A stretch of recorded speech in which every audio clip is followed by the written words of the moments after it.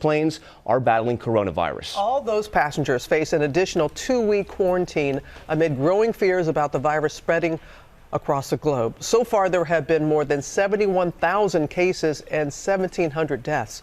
And Marcus Moore is at Lackland Air Force Base in Texas, where one of those flights just landed. Good morning, Marcus. Robin, good morning. It is the latest development in the response to this fast-moving outbreak. That jet landing here in San Antonio this morning, and those evacuated Americans will now stay in special isolation facilities here on base.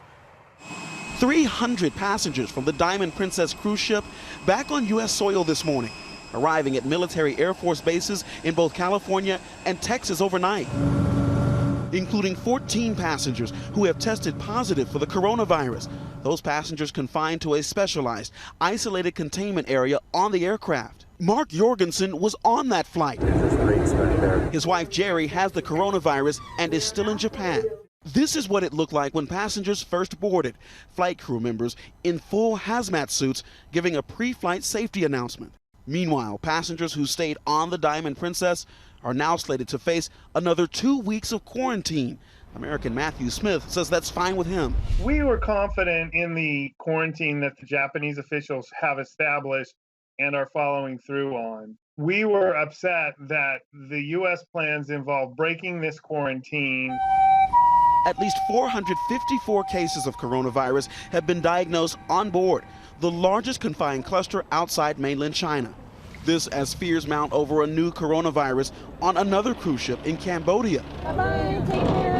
Over the weekend, an 83-year-old American passenger of the luxury cruise ship Westerdam was diagnosed with coronavirus just one day after more than 2,200 passengers and crew disembarked from the ship. Unlike the Diamond Princess, many of the passengers on the Westerdam have already traveled on to destinations worldwide.